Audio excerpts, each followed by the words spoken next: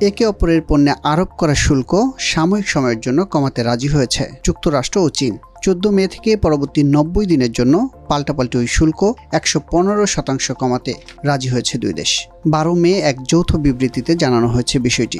BBC সহ অন্যান্য আন্তর্জাতিক গণমাধ্যমের খবরে নিশ্চিত করা হয়েছে এটি। 11 মে সুইজারল্যান্ডের জেনেভায় চীনা কর্মকর্তাদের সঙ্গে বৈঠকে বসে যুক্তরাষ্ট্রের প্রতিনিধি দল। এরপরই এলো এমন সিদ্ধান্ত।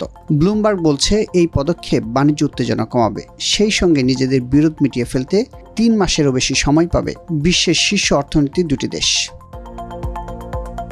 চীনা আমদানি পণ্যে যুক্তরাষ্ট্রের 145% শুল্ক এবং যুক্তরাষ্ট্রের অনেক পণ্যে চীনের 125% শুল্ক ছিল। এখন বেশিরভাগ চীনা পণ্যের শুল্ক কমে দাঁড়াবে 30%।